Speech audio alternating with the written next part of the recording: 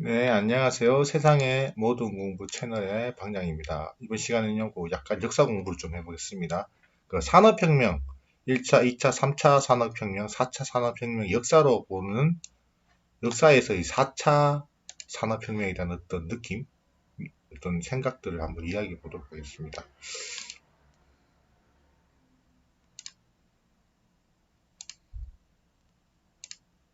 자, 이거는 역사, 여러분, 저희가 역사 시간에 많이 배웠죠. 1차, 2차, 3차, 4차까지 이렇게 흘러가는 어떤 산업혁명의 한 300년 정도의 흐름이죠.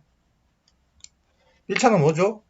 이제는 농경 시대에서 산업화 시대로 가는 어떤 흐름, 전기기관이 있고요. 2차는 전기하고 석유에너지, 중공업이죠. 중공업. 3차는 정보화 시대, 4차는 이제 인공지능. 쭉 이렇게 산업의 근본이 우리의 산업의 근본이 이렇게 300도 이렇게 4번에 걸쳐 지금 변하고 있습니다. 자, 1차 산업혁명은 보시다시피 전기기관이죠. 결국에는 뭐 전기기관이라는 어떤 핵심적인 키워드는 있지만 결국엔 농경사회에서 산업화 시대로 넘어가는 것이 바로 1차 산업혁명이죠. 2차 산업혁명은요.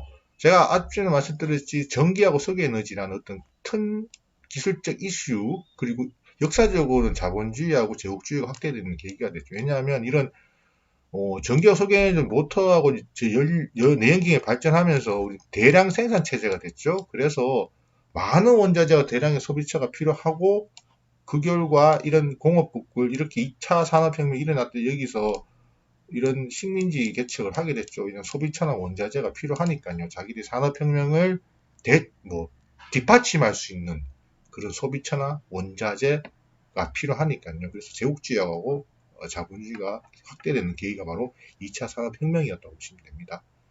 그 이후에 이제 1차 세계대전, 2차 세계대전, 그럼 2차 산업혁명이 바로 1차 세계대전과 2차 세계대전에 어찌 보면 큰 틀에서 보면 그렇다는 겁니다. 2차 세계 1, 2차 세계대전, 2차 산업혁명과 유사한 어떤 흐름이다라고 저는 생각합니다. 3차 산업혁명 여러분 잘 아시기 바로 디지털 정보화 시대죠. 예? 이 보시다시피 네트워크 결국 이는 정보를 이제 어떤 정보들 몰라요. 중요한 정보인지 어떤 우리가 일반적인 어떤 정보들을 이제 많은 사람들이 퍼블릭하게 볼 수 있다는 그런 흐름이죠. 그래서 좀 더 민주화하고 수평적인 사회가 정보를 공유를 하면서 물론 뭐 모든 정보 공개는 아니겠지만 정보를 공유하면서 많은 사람들이 이제 수평적이고 민주화 사회가 도래했는데 물론 여기서 이런 정보화 시대 3차 산업에서는 가장 중요한 게 그런 정보를 받아들이고 어떻게 해석하고 그래서 어떻게 취사 선택하고 분석을 하냐 그런 것들이 아주 중요했던 시기입니다.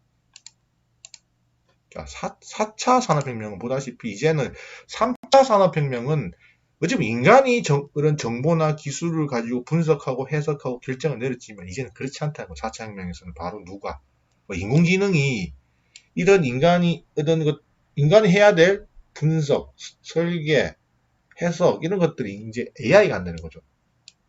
그게 틀린 겁니다.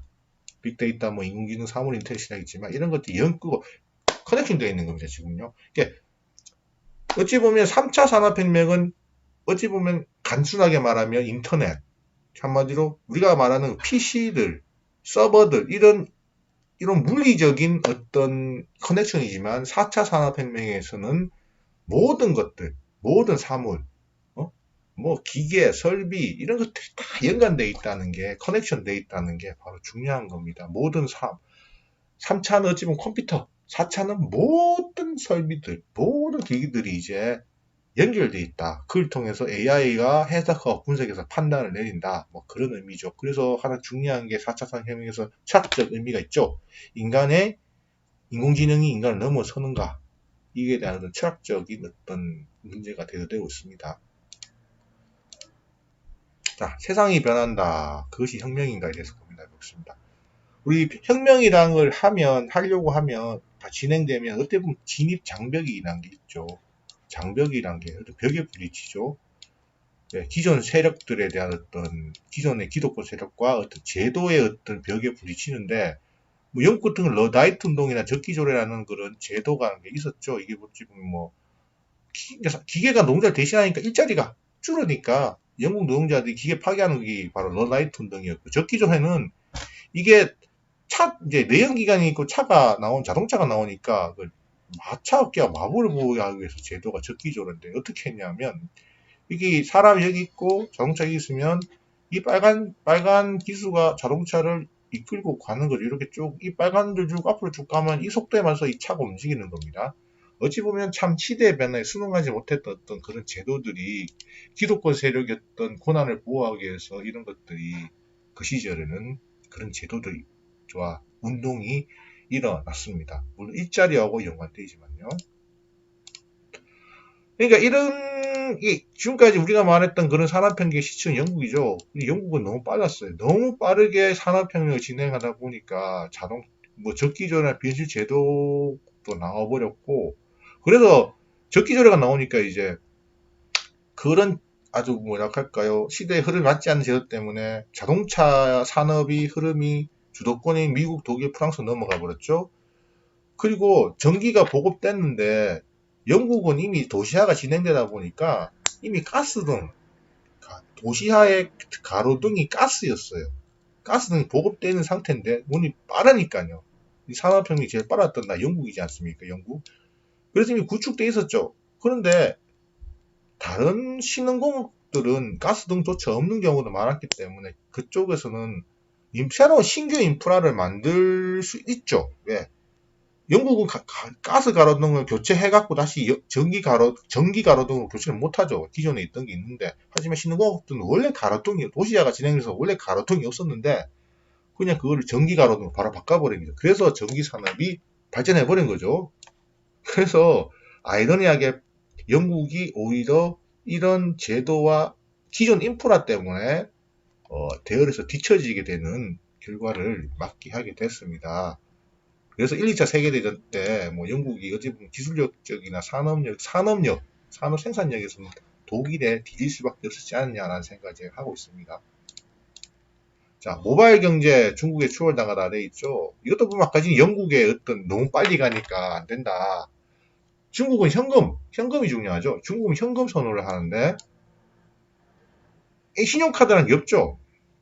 중국은 신용카드라는 의미 자체가 신용카드라는 의미가 없었는데 모바일 기술 되니까 바로 신용카드 없이 바로 모바일 기술 바로 가버렸어요. 하지만 다른 나라는 모바일 결제하기로 신용카드가 그 기반으로 이루어졌었기 때문에 모바일 결제로 급속하게 이동을 못하고 있죠.